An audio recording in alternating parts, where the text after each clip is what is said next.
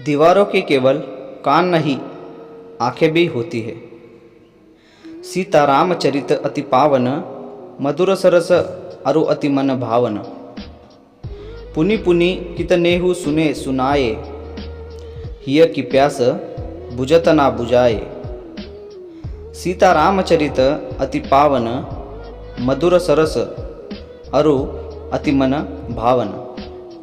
सन 1927 दिन रविवार, समय सुबह 9:30 पर टीवी सीरियल रामायण की यह चौपाइयाँ गीत के रूप में शुरू हो जाती है। उस जमाने में शंभू शर्मा की अकेले ऐसे व्यक्ति थे जिसके यह टेलीविजन था। अतः मोहल्ले के तमाम बुजुर्ग, पुरुष, महिलाएं, नौजवान व छोटे बच्चे द्वार पर लगे शटर वाली टीवी के सामने जमीन पर बिछी दरी पर बैठ जाया करते।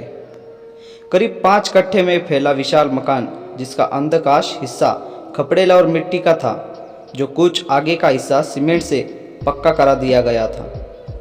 शंभू शर्मा के घर में 3 बेटे, 3 बहुए और 5 नात नातिन थे, जो अभी अपनी बाल्यावस्था में मगन विशाल घर में इधर से उधर दौड़ लगाते रहते।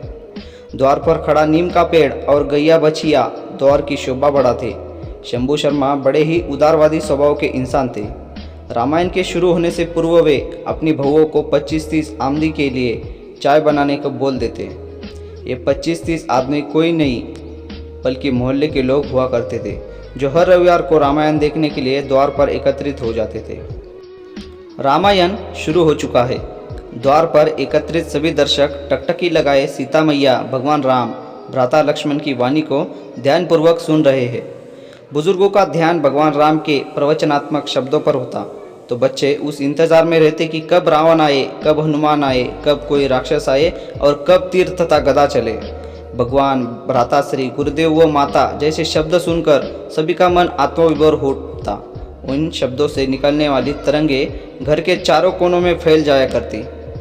आधे मिट्टी और आधे सीमेंट का बना हुआ घर भी अपने कान व आंखें खोले यह मोहक दृश्य देखता रहता।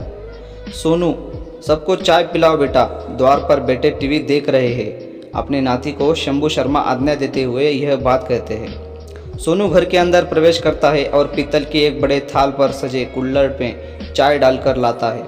चूँकि दर्शकों को संख्या 25 से 30 होती, अतः सोनू को 2 से 3 बार चाय लानी पड़ती। मज़ा तो तब आता जब रामायण में किसी राक्षस का युद्ध, 3 कमान और गदा का टकराव चल रहा हो और बाबा शंभू शर्मा कह दे, सोनू बेटा सबको चाय पिलाओ। ऐसे मौके पर सोनू का मुंह लटक जाता और वो आधे अधूरे मन से है यह सोचते हुए घर में प्रवेश करता कि हमको कुछ देखने ही नहीं देते, हम ही मिले हैं सबको चाय पिलाने के लिए। टीवी पर रामायण का दृश्य, दुष्ट पापी तेरा सर्वनाश हो जाए, ये ले मेरा प्रहार, संभाल अपने आप को। टीवी पर आ रहा यह दृश्य अचानक झिलमाने लगता है। बाबा शंभू फिर बोलते हैं, सोनू जल्दी आओ, छत पर लगा एंटीना घुमाओ। तो सोनू छत पर से बोला, हा हा हु हु ही ही। जैसी आवाज़ टीवी से आ रही है किंतु दृश्य स्पष्ट नहीं है। सोनू थोड़ा दाएं घुमाओ, बस बस आ गया, अरे फिर गया। बाएं घुमाओ, टन टन तड़ाक धड़ाक का दृश्य चल रहा है। ऊपर छत पर सोनू यह दृश्य देखने को व्याकुल है, मगर जैसे ही वो नीचे द्वार पर आता है वह युद्ध का दृश्य समाप्त हो जाता है।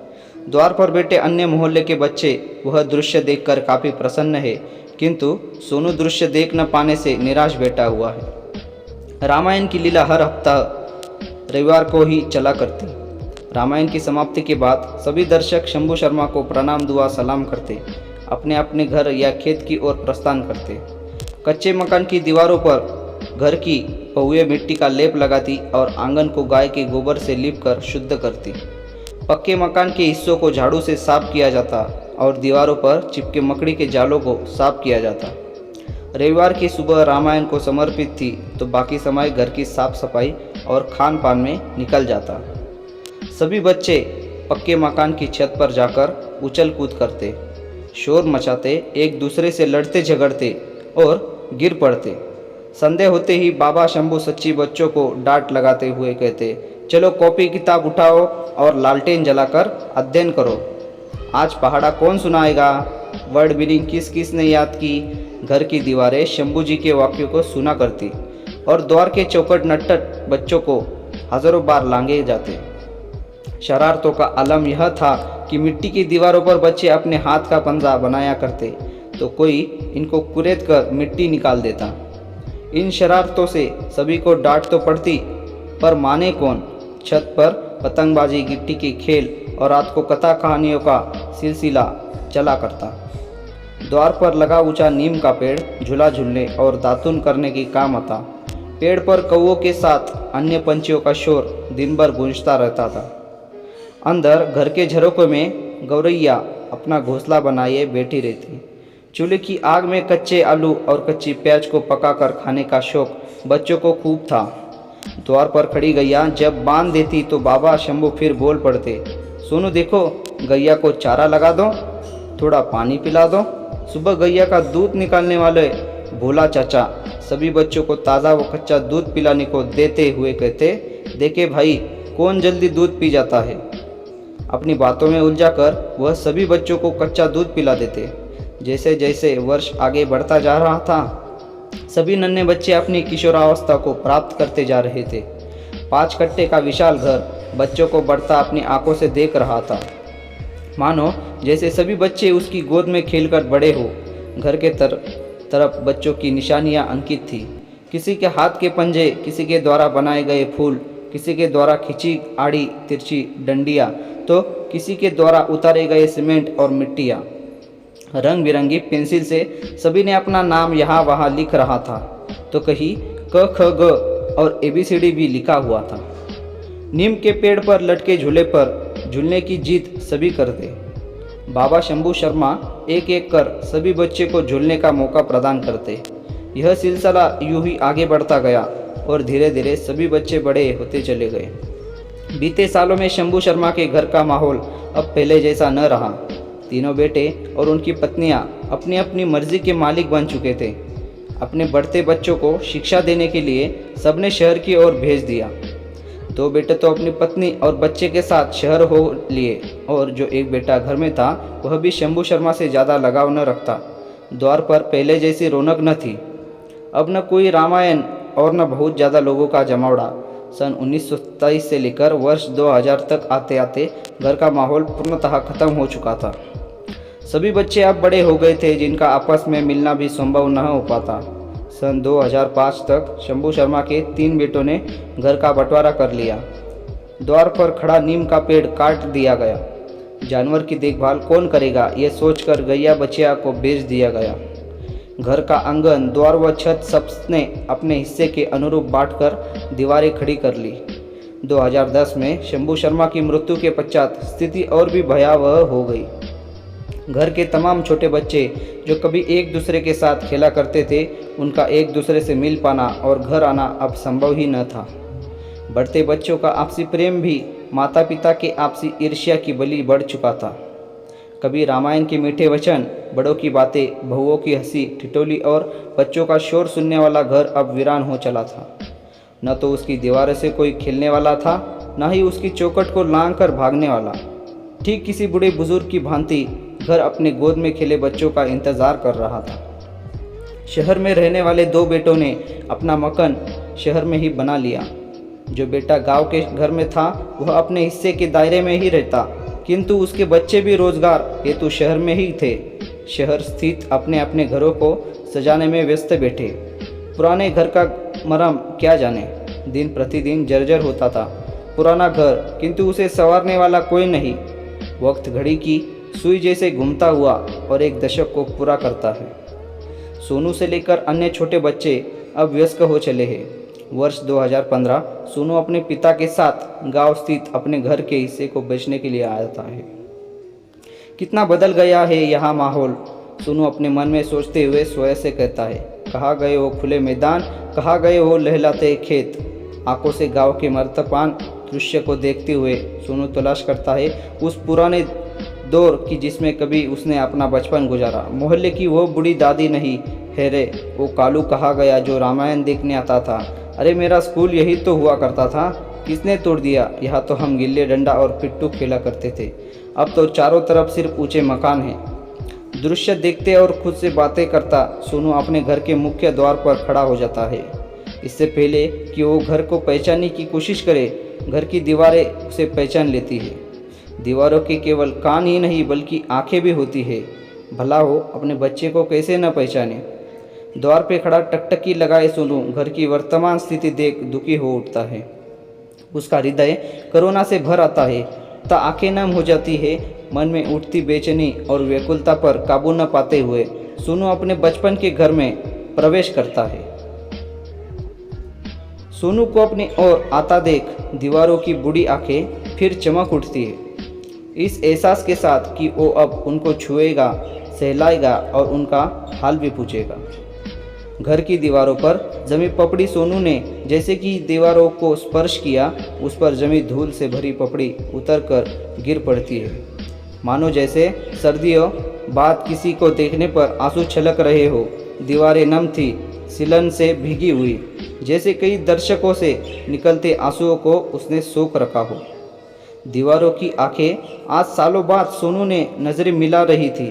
जहाँ जहाँ सोनू दीवारें को स्पर्श करता, वहाँ वहाँ की पपड़ियाँ गिरती चली जाती, ठीक आंसुओं की बूंद की तरह। बेशक घर आज कई किस्सों में विभाजित हो चुका है, किंतु यादों का विभाजन संभव नहीं। वो पुरानी कुर्सी जिस पर बाबा शंभू शर्मा बैठते थे, उनकी लाठी जिसे लेकर वे चला करते थे, ये सारी वस्तुएं अतीत में गुजरे पलों की याद दिला रही थी। घर में मिट्टी का बना हिस्सा जिस पर अब सीमेंट की चादरें चढ़ चुकी है, बस यही एक नया परिवर्तन था, किंतु बाकी सारी स्थिति जस की तस है। सोनू अपने पुराने घर को कुछ इस तरह देख रहा था जैसे हम कोई पुराना ऐतिहासिक किला अथवा राजाओं के महल को उत्सुकवश देखते हैं। घर के आंगन से होता है हुआ सोनू छत पर जाने वाली सीढ़ियों पर चढ़ता है, जहाँ कभी वो अपने चचेरे भाई बहनों के साथ उदम चौकड़ी किया करता था। छत की फर्श के कई हिस्सों पर सीमेंट टूट चुके थे, मानो जैसे कोई उस पर सर्दियों से गया न हो। यहाँ वहाँ बिखरे सामानों के बीच कुछ ऐसा भी वहाँ मौजूद था जिसे सोनू ने अपने हाथ में उठा लिया। बांस की लंबी डंडी जिस पर कभी टीवी का एंटीना बांधा जाता था, वह एक कोने में पड़ी दिखाई दी। सोनू उसे उठाकर उसी जगह पर खड़ा करने का प्रयास करता है जहाँ वो पहले हुआ करता था। थोड़ा बाएं घुमाओ, अरे थोड़ा दाएं, बस आ गया, फिर चला गया। इस वाक्य को याद करते ही सोनू के चेहरे पर मुस्कान खिल उठती है। गुजार गया वो जमाना। छत के किनारों को घेरती हुई छोटी दीवारें भी यह दृश्य देख रही थी। उन्हें भी यह नया थे कि सदियों में कोई उनका अपना आया है। छत का हाल देखकर सोनू पुनः नीचे आता है और द्वार से जुड़े एक बड़े कमरे में प्रवेश करता है, जिसे उस जमाने में बड़ा हॉल कहा जाता था। अंदर प्रवेश करते ही सोनू की नज़र हॉल की दीवारों पर उभरी उल्टी सीधी कलाकृतियों पर पड़ती है। दीवारों पर बनी ये कलाकृतियाँ कुछ और नहीं बल्कि हाथ के पंजों के निशान, क ख ग ABCD, पंछियों के चित्र, कॉमिक्स के हीरो की आकृति, अपने लिखे नाम इत्यादि जो कि दीवारों पर उभरे थे। जहाँ एक और हॉल की ये दशा अतीत को दर्शाती थी, तो दूजी और परिवार की लापरवाही को भी बयां कर रही थी। अपने शहर के मकान को सजाने वाले घर के बड़े सदस्य पुरखों की विरासत को सजा न सके। जहाँ कभी सन में बचपन को जिए, आज वो घर जर्जरता की स्थिति में था। घर की दीवारों से अपने कान लगा सोनू उसमें दफन आवाज़ों को सुनता है। आवाज़ें निकलती है रामायण के चौपाइयों की, आवाज़ें निकलती है बाबा शर्मा के बातों की, आवाज़ें निकलती है चचेरे भाई बहनों की शरारतों की। सोनू अपने हाथों से दीवारों सहलता है और फिर उनकी ओर देखता हुआ उनसे बातें करता है, मानो वो दीवारें न होकर साक्षात मानव का रूप हो। हाँ, सच में केवल दीवारें नहीं हो सकती जो बरसों अतीत को सजो को रख सके। यकीनन वे दीवारें मानव का ही रूप है जो अपने अदृश्य का कान और आँख से गुजरते अतीत को बयां कर रही है। सोनू अब एक वयस्क पुरुष है। वो ये निश्चित करता है कि अपने घर के हिस्से को कभी नहीं बेचेगा। वहाँ रहे रहे अपने चाचा से बात करते हुए सोनू यह निर्णय लेता है कि वो संपूर्ण घर का फिर से कायाकल्प करेगा। सोनू अपने मन की बात पिता को बताते हुए कहता है, पिताजी, मैंने पुराने घर की दीवारों को फिर से मरम्मत कराने का फैसला किया है। क्यों न हम कमज़ोर दीवारों को फिर से मजबूत बनाएं और अपने अतीत को हमेशा संजो के रखें। शहर की भाग दौड़ में जब थकान का अनुभव होगा तो हम अपने पुरखों के घर में आकर विश्राम करेंगे। सोनू आगे कहता है, पिताजी इसे बेचकर क्या मिलेगा, सिर्फ कुछ पैसे ही तो मिलेंगे, मगर जो यादें यहाँ है उनका मोल पैसे से नहीं लगाया जा सकता। बेटे सोनू की बात सुनकर पिता आत्मविभोर हो उठते हैं और उन्हें अपने बेटे का निर्णय स्वीकार्य हो जाता है। सच में दीवारों के केवल कान ही नहीं बल्कि आंखें भी होती है। सोनू को उनकी आंखों में अपने अतीत की परछाइयाँ दिखती है। दोस्तों, आज की कहानी आपको कैसी लगी? अगर आपको पसंद आई हो तो वीडियो को लाइक ज़रूर कीजिएगा और चैनल को सब्सक्राइब करना ना भूलें।